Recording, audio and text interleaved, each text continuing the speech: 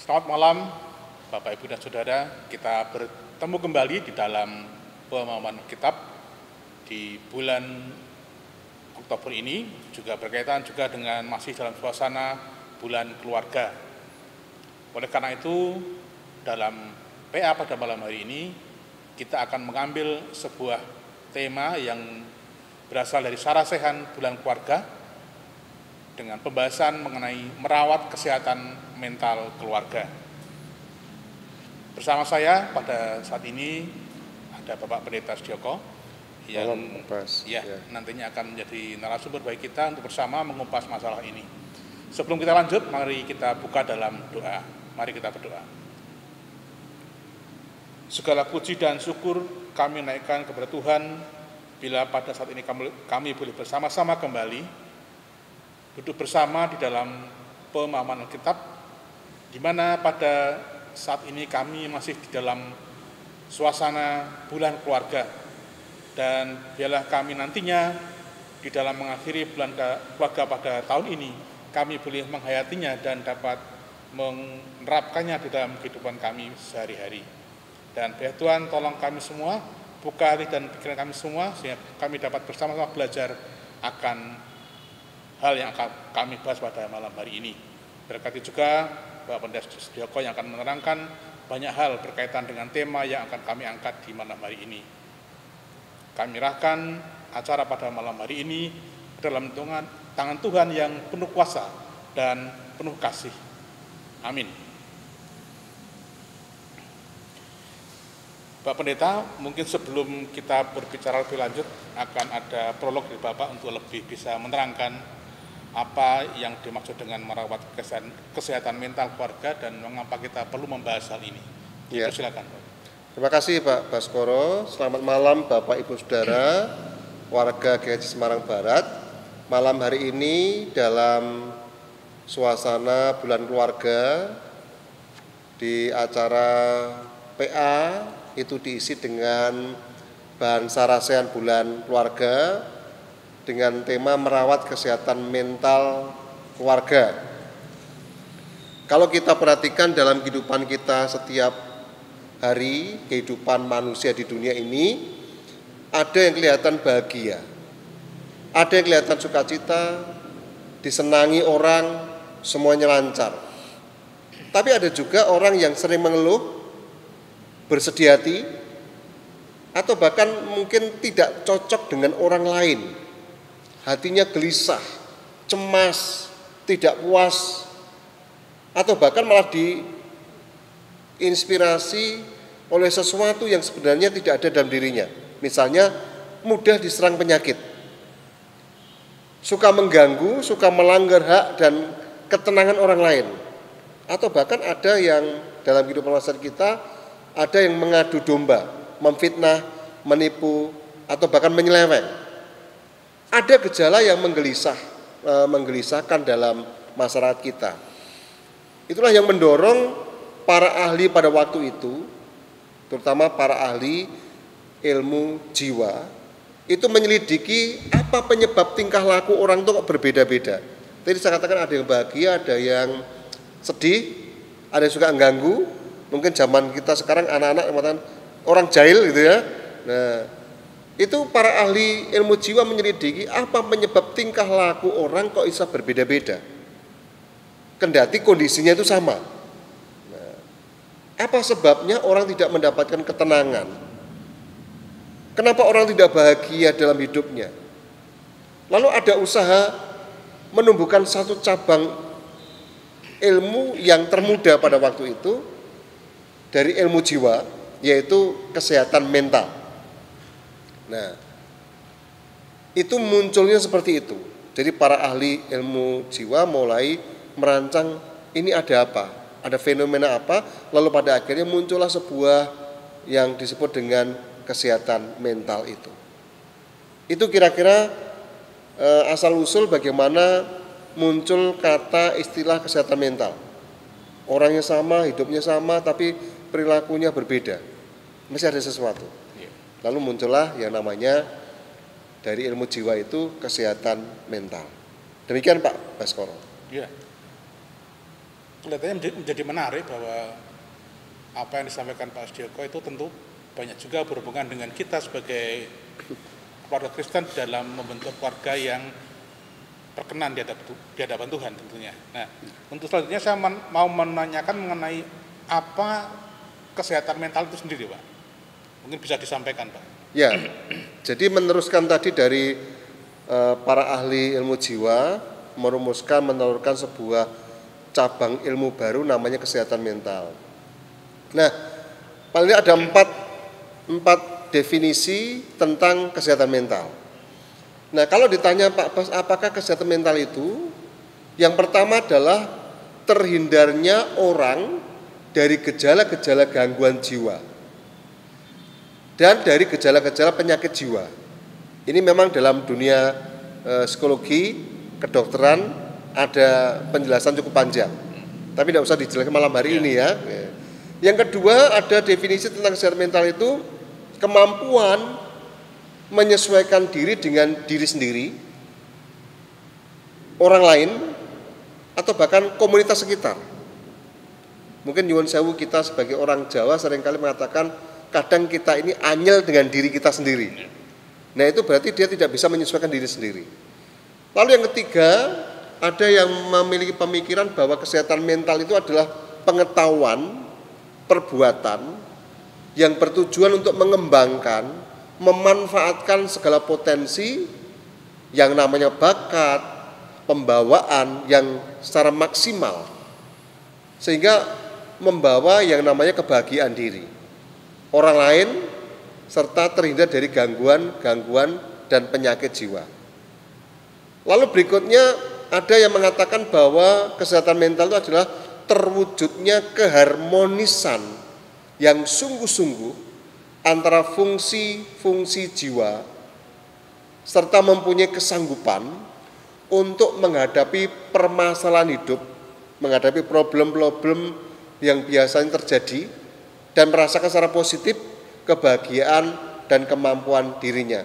Sehingga demikian kesehatan mental itu bisa diartikan bahwa kemampuan seseorang untuk menyesuaikan diri dengan diri sendiri dan dengan masyarakat sekitarnya sehingga membawa kepada kehidupan yang penuh dengan vitalitas, terhindar dari goncangan, terhindar dari stres, bahkan terhindar dari depresi.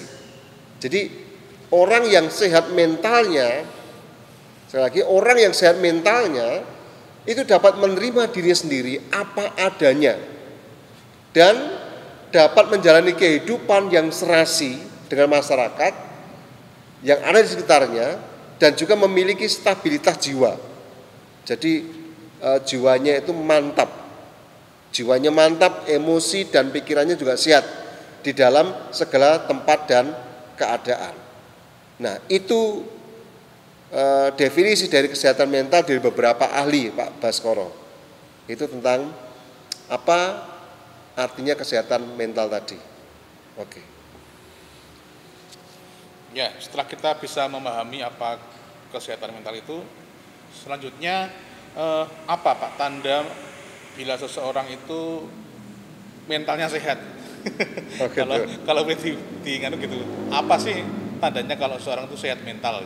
Ya, terima kasih Pak Baskoro. Jadi apa tanda seseorang itu sehat mentalnya itu ya? Nah, dari beberapa buku, terutama buku dalam bahan bulan keluarga dikatakan kalau orang itu sehat mentalnya, yang pertama dia memiliki sikap positif. Memiliki sikap positif terhadap dirinya sendiri. Mengetahui serta menerima kelebihan kekurangan dari dirinya sendiri. Menerima dirinya apa adanya. Ya sudah, saya seperti ini.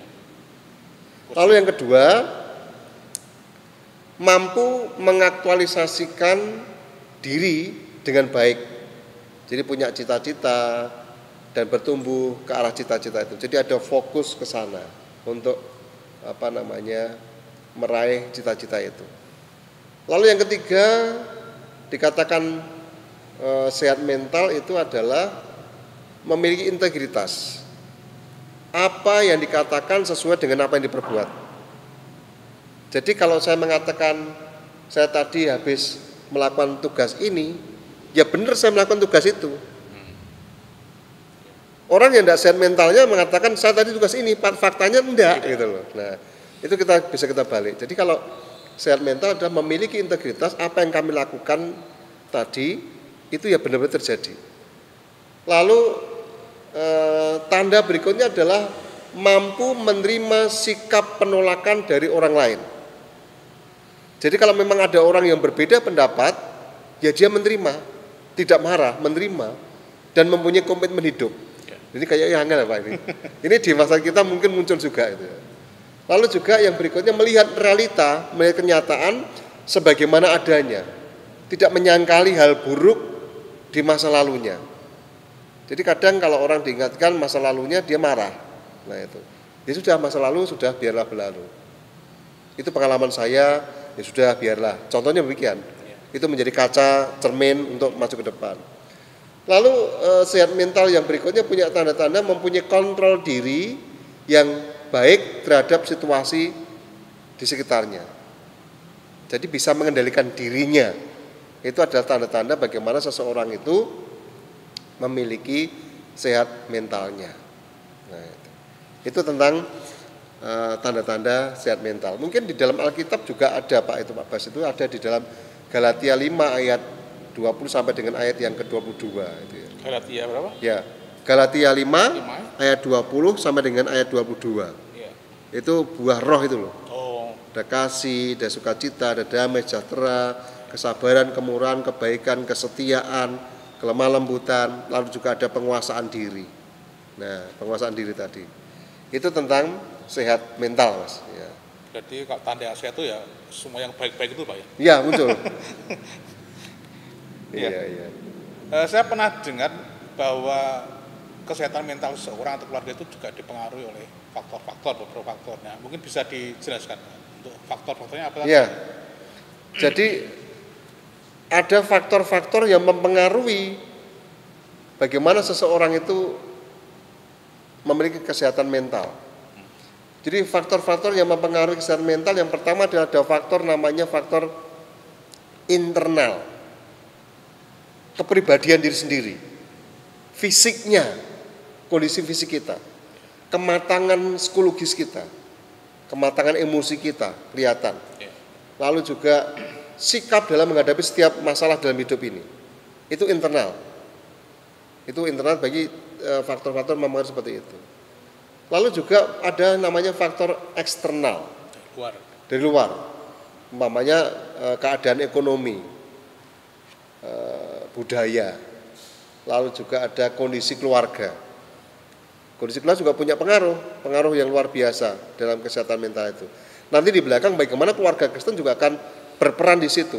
Ternyata kesehatan mental itu juga tidak lepas dari pengaruh keluarga. Umpamanya anak setiap hari dimarahi terus, dia akan tertekan. Nah, lalu juga lingkungan masyarakat. Bagaimana lingkungan masyarakat waktu itu? Bagaimana ketika bertumbuh? Lalu komunitas keagamaan. Ya, komunitas keagamaan juga punya peran. Apalagi lingkungan pendidikan. Lingkungan pendidikan juga mungkin dalam kondisi pandemi sekarang ini juga punya dampak faktor kesehatan mental itu.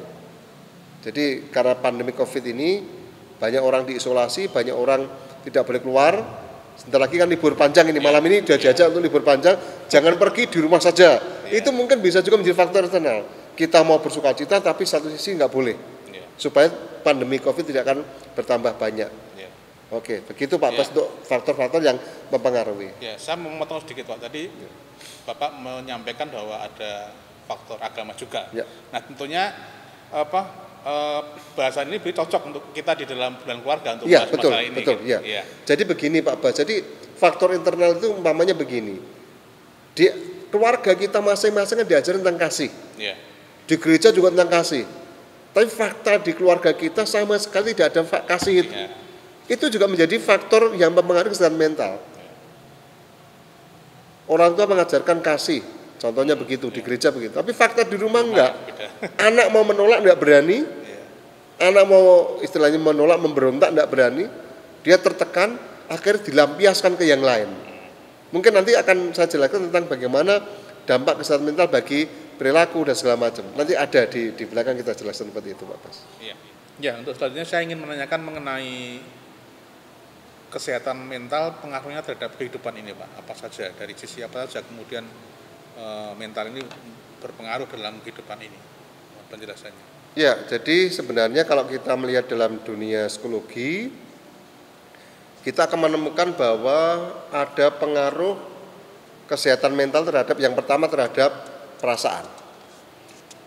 Jadi seseorang yang mengalami kesehatan mental itu punya pengaruh. Misalnya dalam perasaan ya.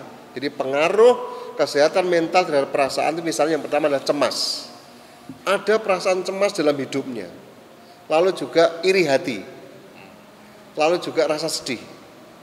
Lalu ada rasa rendah diri, bahkan sampai hilangnya kepercayaan. Lalu bisa juga menjadi orang pemarah. Itu pengaruh kesehatan mental terhadap perasaan seseorang. Lalu juga ada namanya pengaruh kesehatan mental terhadap pikiran. Pikiran. Nah, ini mungkin bukan gara-gara sudah tua ya, enggak, tapi mungkin kita masih melihat begini, Pak Baskoro. Jadi pengaruh kesehatan mental terhadap pikiran itu misalnya sering lupa. Itu salah satu indikasi lah, indikasi. Tapi jangan sampai nanti udah pikun, enggak. Jadi indikasi. Lalu tidak bisa berkonsentrasi, pikirannya tidak bisa konsentrasi tentang sesuatu yang penting. Jadi untuk menerima konsentrasi itu kayaknya susah. Ya. Ini tidak iklan ya Pak ya, tidak iklan ya. Orang kalau belum minum sesuatu, misalnya teh, air putih, kopi gitu, dia tidak bisa konsentrasi. Dia harus minum itu. Ya. Jadi orang yang ada pengaruh kesehatan mental terhadap pikiran. Jadi itu tadi tidak bisa konsentrasi pikiran tentang sesuatu yang penting. Termasuk juga untuk anak yang belajar itu, Pak? Iya, bisa juga, bisa juga. Ya. Lalu juga ada kemampuan berpikir yang menurun. Seolah-olah itu tidak lagi cerdas itu loh. Padahal kemarin tek gitu. Tahu-tahu itu kayaknya nggak nyambung gitu loh, nggak nyambung. Nggak nyambung ketika diajak ngomong, nggak nyambung, itu udah tanda-tanda. Lalu juga pikirannya tidak bisa digunakan. Nah ini yang repot. Kayaknya itu bengongan gitu loh Mas. Itu apa ya? Ya mungkin di sekitar kita kadang tuh ada orang diajak ngomong tuh, ya kayaknya memperhatikan, tapi sebenarnya tidak nyambung gitu loh. Nah itu sebenarnya ada pengaruh kesehatan mental terhadap pikiran. Karena juga mungkin nggak fokus itu ya, dengan bisa juga karena tadi pikiran dan konsentrasi tadi. Nah itu terjadi seperti itu. Itu yang kedua. Lalu juga ada pengaruh kesehatan mental terhadap kelakuan. Misalnya saja tadi kalau anak-anak itu suka jahil, mengganggu orang lain. Kalau anak-anak enggak apa-apa. Tapi kalau udah dewasa jahil itu kan mungkin kita bisa. Jadi di kelakuan itu orang suka jahil, mengganggu orang lain. Ya, macam-macam sekarang ini jahil. Lalu orang itu sering merusak, memecahkan barang. Enggak apa-apa pecahkan gitu loh. Lalu juga ini kalau orang udah tertekan itu dia sering bongkar rahasia orang lain. Ini ada kenapa? Karena tekanan terlalu kuat dan dia tidak berani untuk membela dirinya, maka dia akan membuka rahasia orang lain yang menurut dia itu benar. Lalu juga pengaruh kesehatan mental terhadap kelakuan itu bisa juga muncul dalam bentuk dia suka memfitnah, mencuri juga, mencuri, menyakiti, atau menyiksa orang lain dengan berbagai variasi. Artinya variasi itu menyakiti orang sekarang ini kan macam-macam. Bisa dengan verbal, bisa dengan gambar-gambar segala macam, bisa juga. Kan sekarang dunia media sosial begitu canggihnya. Lalu yang keempat ada pengaruh kesehatan mental terhadap kesehatan badan. Nah, ini mungkin di bulan keluarga ini bukan gara-gara di Semarang sudah mulai hujan gitu ya. Kok badanku jadi nggak enak segala macam. Nah ini kita akan lihat. Jadi ada pengaruh kesehatan mental terhadap kesehatan badan. Nah, misalnya begini, dalam dunia kedokteran maupun psikologi dikatakan ada namanya psikosomatik, penyakit pada badan karena mental. Jadi kita pergi ke dokter, diperiksa dokter nggak sakit, tetapi dia bilang saya itu sakit dok, sakit, tapi tidak apa-apa, sehat ini sehat. Nah, mesti ada sesuatu yang tidak beres di situ. Lalu juga putus asa, sudah ke dokter, sudah minum obat, tapi tidak sembuh-sembuh. Nah itu kadang juga membuat kesehatan mentalnya berkurang gitu loh. Kadang orang nyuwun sewu, wis aku patenono wae lah. Kadang ada muncul seperti itu. Aku tak bunuh diri aja, karena sudah putus asa. Jadi sakit bukan medis, tertekan perasaan keluarga, bisa juga terjadi. Orang selama ini tertekan dalam hidup berkeluarga, bisa juga terjadi seperti itu. Nah, maka sekarang ini dalam masa bulan keluarga kita melihat mungkin mungkin ada seorang istri tertekan, atau mungkin ada seorang suami tertekan, ada juga seorang anak-anak dalam keluarga tertekan, bisa juga dengan perkataan segala macam. Ini bulan keluarga, mari kita melihat bagaimana kita tadi diajak untuk merawat kesehatan mental keluarga itu.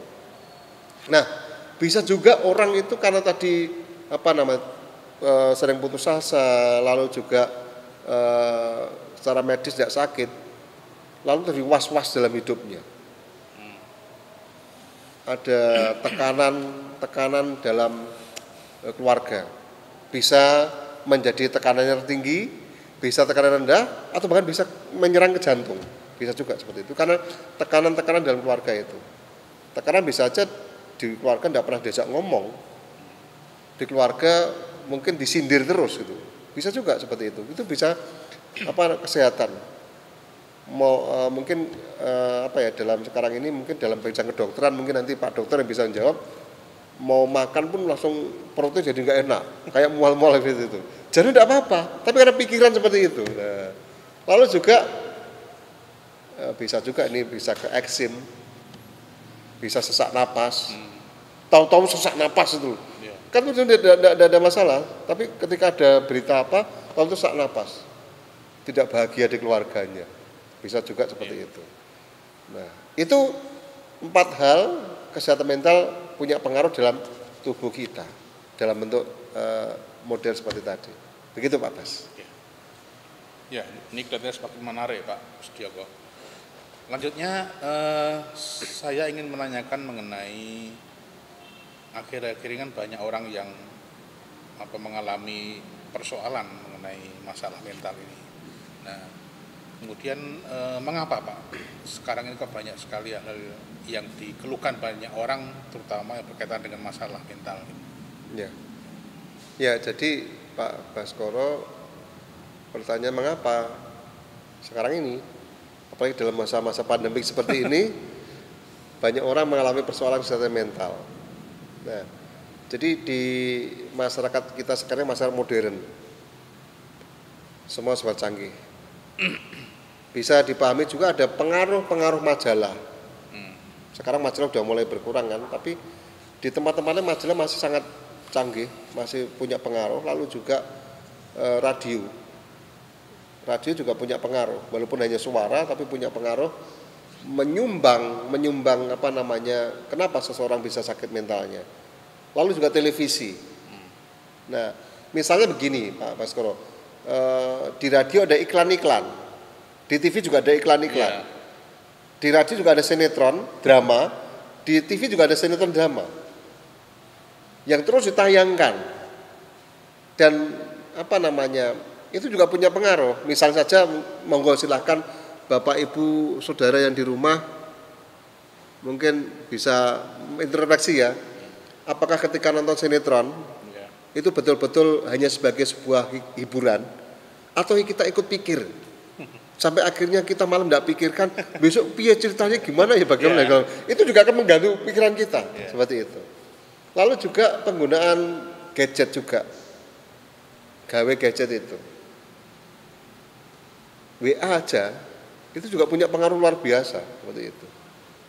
Itu kan pengaruh-pengaruh juga, kayaknya kita mau ke situ tetapi kita nggak bisa seperti itu. Itu kan menekan kita juga. Lalu juga hal-hal tadi bisa merasuk dalam kehidupan kita manusia. Manusia seakan-akan dituntut untuk memiliki standar hidup seperti di sinetron, seperti di iklan-iklan itu. Sementara secara kemampuan kita nggak bisa, ya nggak bisa, tapi tertekan seperti itu. Dan juga kemewahan material, ya toh. Jadi ini malah masa-masa pandemi kayak gini di TV modelnya seperti itu. Nah, jadi kayak kita mau ke sana tapi kita nggak mampu ke sana. Nah, persoalan keinginan dan usaha untuk mendapatkan kemewahan, kedudukan sosial itu ya, dan kekuasaan tidak tercapai.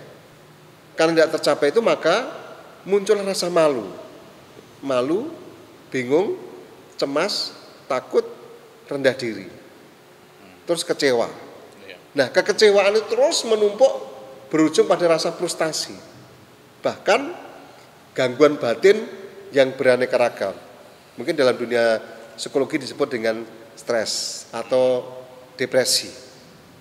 Ya mungkin tidak kita bahas pada kesempatan ini, kita bahas stres aja udah lama gitu ya, depresi lama. Jadi kenapa orang itu sekarang mengenai persoalan mental itu? Karena tekanan-tekanan dari berbagai lingkungan itu. Seperti itu Pak Baskoro. Ya. Untuk masalah kesehatan mental ini, apakah orang yang sudah dewasa lanjut usia saja yang kena Pak? Atau semua umur bisa kena? Mohon penjelasannya Pak. Ya, dari beberapa sumber buku yang ada mengetengahkan bahwa kesehatan mental itu sebenarnya dimulai dari anak-anak. Anak-anak juga kena? Anak-anak sudah bisa kena. Misalnya saja bapaknya atau ibunya harus belajar, jam sekian belajar. Jadi belum saatnya umpama bahasa Inggris itu ya. Mungkin anak kelas 1, kelas 2 sudah bisa. Tapi kalau masih PG diajari seperti itu, ditekan terus seperti itu, lama-lama ada rasa tekanan yang begitu luar biasa. Atau juga mungkin yang seperti contoh di media massa mengenai anak yang dibully temannya gitu juga bisa. Bisa juga. Nanti kalau di sekolahan bisa juga dibully temannya. Itu jadi tekanan juga. Jadi bisa saja dari anak kecil, ya mungkin dari yang sudah sekolah di PG, TK itu sudah bisa mengalami seperti itu, remaja, pemuda, dewasa, lalu juga orang tua, bisa juga kakek nenek bisa juga. Ya, mental terganggu ketika pasangan kakek nenek ini salah satu meninggal. Yang biasa menyiapkan pakaian, menyiapkan baju segala macam meninggal, ya dia sendiri bisa stres juga, mental terganggu. Nah seperti itu. Jadi dulu sebenarnya bersama anak-anaknya sekarang iya betul bisa juga. Itu baru masalah ditinggal. Jadi memang kita tidak pungkiri memang itu terjadi seperti itu. Jadi ada kesehatan mental bisa menyerang siapa saja dari anak-anak sampai usia lansia seperti itu. Oh ternyata semua usia bisa terkena Pak ya. Kemudian untuk selanjutnya apa penyebab sakit mentalnya itu sendiri Pak? Secara umum apa yang menyebabkan seseorang menderita penyakit mental itu? Ya, begini Pak Baskoro. Jadi manusia yang hidup di dunia ini kan tentu diwarnai dengan berbagai hal. Ada yang orang Jawa yang penting melu ilining banyu, mengalir ikut alir itu aja. Tapi ada juga orang yang harus melawan arus itu. Apapun itu harus melawan arus. Nah, jadi hidup manusia itu diwarnai dengan nafsu memburu keuntungan, bisa juga seperti itu. Keuntungan komersial, bisa juga memburu popularitas. Kan sekarang ini banyak orang maunya popularitas. Jadi mamanya melakukan sesuatu yang di luar dugaan manusia supaya viral. Nah itu sekarang kan sempat kan viral dulu seperti itu. Walaupun perbuatannya bisa melanggar hukum. Nah, demikian juga manusia sekarang diwarnai dengan individualistis yang luar biasa. Yang penting diriku begini, yang lain terserah, tidak mau tahu seperti itu. Dan juga mengandung unsur istilahnya eksplosif. Jadi digali untuk kepentingan orang lain, tapi dirinya tidak mendapatkan apa-apa. Itu bisa juga seperti itu. Dieksploitasi, seperti itu. Nah akibatnya apa? Manusia menderita ketegangan urat saraf. Kita di koyok habis nonton TV gitu, nonton sinetron, Dicekoi lagi. terus kita tidur, pikiran kita tidur sampai mimpi-mimpi mikir sinetron itu. Tekanan harusnya tidur itu santai, tapi bisa juga urat saraf kita kenceng, tekanan-tekanan batin juga begitu. Seandainya aku jadi ini harus begini-begini, kayak sutradara itu. Nah itu kadang membuat kita juga bisa juga menjadi penyebab juga. Lalu juga secara khusus ketika mereka tidak bisa lagi memuaskan kebutuhan-kebutuhan hidupnya dan keinginannya, itu bisa juga menjadi penyebab kenapa dia sakit jiwa, sakit mental tadi. Nah tanpa kita sadari, perkembangan zaman sekarang ini telah memunculkan bentuk kebudayaan baru. Jelas itu. Yang sering disebut dengan eksplosif tadi, yaitu dengan kebudayaan bertegangan tinggi. Ya toh, nonton TV jebret iklannya luar biasa. Ditambah konsumerisme Pak. Iya. Jadi diajak untuk beli seperti itu. Nah, seperti itu. Lalu juga kebudayaan yang bertegangan tinggi tadi ternyata sangat melelahkan, mengikuti melelahkan. Saya mau beli sesuatu yang terbitan terakhir, contohnya itu buatan terakhir. Kita belum beli terakhir, sudah muncul lagi, terus dikejar-kejar dengan model-model yang menarik seperti itu. Itu bisa juga melelahkan jiwa raga setiap manusia, ya. Kan orang Jawa kadang perkara siji urung rampung wis tambah perkara liyane. Perkara satu belum selesai ditambah lagi perkara lain. Itu dalam hidup kita. Tapi kalau kita tarik keluar lagi dalam kehidupan kemajuan zaman ini, itu bisa memunculkan gangguan-gangguan psikologi, gangguan-gangguan psikis gitu ya. Jadi urat-urat itu jadi kencang seperti itu. Itu Pak Bas. Jadi sebuah tekanan psikologis Pak ya. Betul. Iya. Ya tadi Pak Pendeta menyinggung sedikit tadi masalah mengenai tekanan psikis atau psikologis. Di dalam suasana seperti ini contohnya apa ya yang real untuk saat ini, contoh tekanan psikologis yang bisa kita temui? Ya, jadi di dunia yang modern sekarang ini, kecanggihan teknologi yang ada sekarang ini, tekanan psikologis semakin berat Mas. Dari anak-anak sampai akhirnya kakek nenek. Ya, misalnya saja kita punya teman, saya punya teman seusia saya, berlibur, menikmati malam luar biasa, gitu ya. Pada satu sisi kita tuh baru diisolasi, dalam masa pandemi tidak boleh pergi kemana-mana. Ya mungkin malam ini ya, malam ini, besok libur, lalu Jumat, Sabtu kan libur panjang ini. Kita tentu punya teman-teman ya, mungkin di WA segala macam ada yang nge-share, aku pergi ke sini segala macam. Itu kan rasanya juga menjadi tekanan juga kan. Padahal sudah ada tidak boleh pergi di rumah itu. Tapi teman-teman kita seperti itu, kan juga menekan kita semua. Nah, lalu yang kedua, foto-foto yang tadi saya katakan diupload dalam masa pandemi ini. Ya, artinya foto-foto yang menggiurkan, kok dia bisa ya begini-begini segala macam. Itu juga menekan kita. Kenapa saya tidak bisa? Gitu. Lalu juga merasa tidak bisa menikmati yang sama. Dia teman tuh, atau mungkin anak-anak lah, anak-anak sekarang bisa juga seperti itu. Teman-teman yang lain bisa seperti, kenapa saya tidak bisa? Kenapa bapak ibu sana bebas? Kenapa bapak ibu saya menekan dan masa ini harus di rumah, pergi pakai masker segala macam itu? Jadi perasaan ini juga bisa meningkatkan sikap membandingkan, ya toh? Sana bisa kan tidak bisa. Lalu putus asa, menetapkan harapan yang tidak realistis, bisa juga terjadi seperti itu. Dan juga menciptakan perasaan tidak mampu serta rendah diri. Itu yang muncul. Jadi ketika nonton seperti itu, suasana hati kita kok berbeda, kadang bertolak belakang di situ. Itu yang terjadi Pak Bas. Berarti kemajuan teknologi seperti pedang bermata dua Pak. Betul. Bisa negatif, bisa positif. Bisa, iya betul. Kalau kita melihat dari sisi negatif bisa menjadi suatu tekanan psikologis bagi kita. Betul, iya betul. Iya. Nah kemudian untuk mengatasi itu Pak, bagaimana cara pemulihannya mengenai kesehatan mental ini agar kita bisa mengatasi itu? Ya, metode yang ditawarkan dalam bulan keluarga, dalam buku yang ditawarkan bulan keluarga itu ada namanya metode storytelling. Jadi ini bagi yang belum punya masalah. Jadi bagaimana dalam sebuah keluarga itu ayah, ibu, anak, kakek, nenek itu diajak untuk menceritakan tentang pengalaman-pengalaman hidupnya. Berarti ini semacam preventif Pak Ya, mencegah. ya. Jadi kalau belum ada masalah Ya. bisa, silakan cerita. Mamanya kan di keluarga-keluarga kita pernah terjadi, misalnya begini, malam nanti ada doa bersama. Ya. Apa yang sudah kamu lakukan dari pagi siang sampai malam ini? Biasanya ada itu. Apa kamu menyakiti orang lain? Silakan cerita. Apa kamu diberi hadiah? Kamu cerita.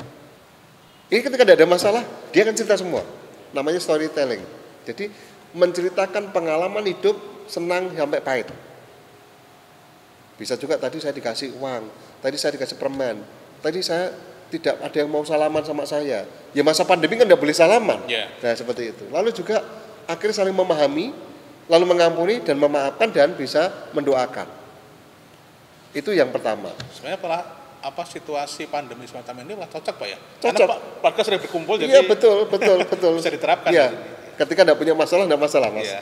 Dan ini bisa dikembangkan supaya masalah tidak terjadi. Lalu juga yang berikutnya dengan kasih sayang.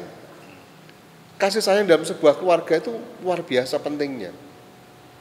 Mungkin kita pernah mendengar ketika anak dididik dengan kasih sayang maka dia akan bisa hidup damai.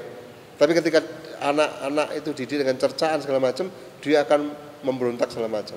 Ada itu tulisan seorang psikolog punya tulisan seperti itu. Jadi ketika kasih sayang itu dilakukan dalam keluarga, apalagi keluarga Kristen ini bulan keluarga, maka di dalam keluarga itu akan punya kerja yang seimbang, ya. Hobinya, bisnisnya, keluarganya dilakukan dengan enak saja seperti itu. Seakan santai akan memberikan semacam kehangatan dalam keluarga karena ada kasih sayang itu tadi. Jadi orang yang di keluarga penuh dengan kasih sayang, ya marah tapi dengan kasih sayang bisa saja. Misalnya saja seorang bapak atau seorang ibu marah, harusnya marah bisa aja banting piring, banting apa, tapi karena dia kasih sayang, anaknya dipeluk, anak diajak masuk kamar, lalu suruh cerita, dikasih nasihat. Kalau zaman dulu zaman simbah-simbah itu, ketika mungkin Pak Bas juga merasakan ya, ketika dulu makan di meja bareng gitu, jadi semua diambilin, kalau yang anak-anak nanti yang makan bapak-bapak yang dulu makan, kita bermakan. Habis makan selesai kita nggak boleh pergi.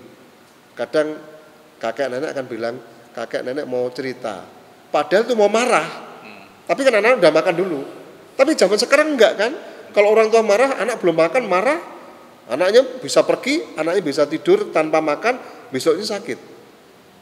Itu ada seperti itu. Jadi kasih sayang ini memang penting dalam makanya dalam bulan keluarga ini monggo kita merawat kesehatan mental. Itu punya pengaruh.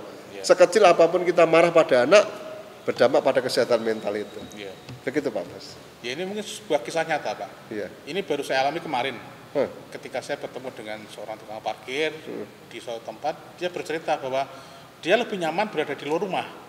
Karena di rumahnya itu dia merasakan ya tidak nyaman dengan istri, dengan anak-anaknya. Dia merasa kenyamanan itu ketika berkumpul dengan teman-teman di jalan. Nah itu mungkin sebuah kisah yang memang nyata seperti itu. Kasih diperlukan dalam sebuah rumah tangga.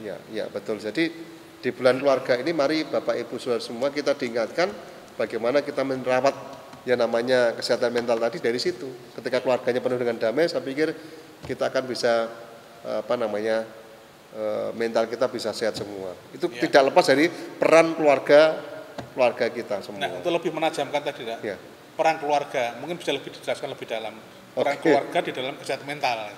Ya, Pak Bas, jadi masih ingat mungkin ada sinetron dulu ya di RCTI, saya masih SMP atau SMA ya. Ada istilahnya, masih ingatkah dengan Keluarga Cemara?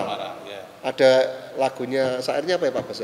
Harta yang paling berharga adalah keluarga. Nah itu, jadi sebenarnya ketika seseorang berumah tangga dalam sebuah keluarga, harta yang paling berharga itu adalah keluarga. Keluarga tempat berlindung tadi. Maka tadi Pak Parkir tadi harusnya bisa di rumah itu bisa menikmati, dia bisa berdialog, bisa ke saya, bisa bertemu dan bisa berkomunikasi. Keluarga juga harus bisa meminta bantuan pada pihak lain ketika keluarga tidak mampu. Misalnya saja pada istilahnya di petugas konseling pastoral, minta bantuan ini bagaimana. Sekarang tidak usah takut, tidak usah malu untuk minta tolong pada pihak lain. Umpamanya anak saya kok tidak mau belajar ini apa? Jangan dimarahi. Trik lain dari konseling pastoral itu bisa juga, oh ini coba begini, caranya begini, caranya begini. Mungkin anak tidak menikmati cara belajar seperti ini, ditempuh dengan cara seperti ini. Nah jadi peran keluarga di situ. Ketika anak tidak mau belajar dimarahi.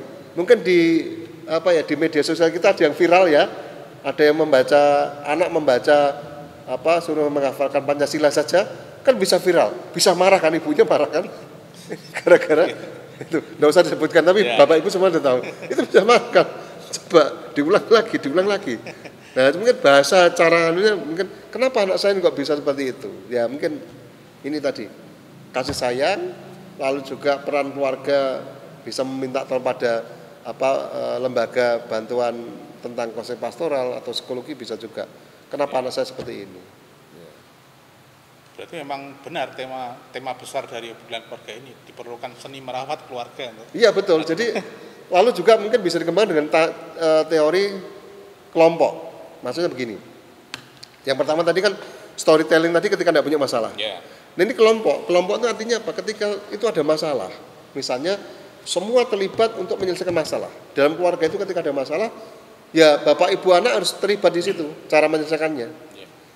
Seorang kakak seringkali dituduh, kamu terus melindungi adikmu, padahal yang nakal adiknya gitu loh. Tapi yang dimarahi kakaknya. Nah ketika di keluarga suruh cerita, sebenarnya apa? Bisa aja orang tua bilang, adik kamu nggak boleh seperti ini nggak boleh, nggak baik. Bisa juga dikatakan Tuhan Yesus nggak boleh loh ya, kamu jahili kakak baru ngerjakan tugas, kamu jahili, kamu guyur air. Kan ini sebuah hal yang tidak boleh seperti itu. Coba kalau kamu nanti ngerjakan serius diguyur air gimana? Jadi semua diajak dialog, semua diajak untuk menyelesaikan masalah itu. Tentunya tujuan bisa mengurangi kesulitan. Nah, itu ketika ada masalah, kan biasa anak-anak geger seperti itu. Itu misalnya anak geger. Nah, lalu jadilah pendengar yang baik. Coba kakak dengarkan dulu adik ngapa, adik dengarkan kakak ngapa, seperti itu, dengarkan jadi pendengar baik. Dan nanti akan bisa tumbuh saling percaya. Lalu juga yang lain yang bisa dikembangkan supaya keluarga-keluarga bisa memiliki kesehatan mental yang prima adalah olahraga Pak Bas. Olahraga itu olahraga bersama. Nah, itu. Cuma sekarang dalam masa pandemi kan ya olahraganya kan bisa diatur di rumah. Modelnya kayak apa? Bisa semua mungkin dengan macam-macam. Sebenarnya bisa juga tali itu bisa juga seperti itu. Itu bisa olahraga bersama. Tidak ada kata terlambat. Tapi kan ada. Jadi usaha-usaha untuk merawat kesehatan mental tidak ada kata terlambat. Kita percaya tangan Tuhan Yesus itu tidak pernah lepas menolong kita. Tangan Tuhan Yesus tetap terulur untuk menolong kita, apapun kondisi kita. Ketika kita mau datang pada Tuhan Yesus. Jadi itu yang perlu kita kembangkan dalam kehidupan sekarang ini, Pak Mas. Ya. Dari bahasan kita kali ini mungkin panggilan bagi keluarga masa kini berkaitan dengan yang tadi kita bicarakan apa Pak? Ya, jadi panggilan bagi kita keluarga-keluarga selama bulan keluarga ini adalah yang pertama, mari kita menata ulang, membenahi, merevitalisasi kehidupan keluarga kita. Jadi kita sudah berapa tahun berumah tangga, kita diajak untuk melihat diri kita, melihat keluarga kita. Apa yang bisa kita lakukan?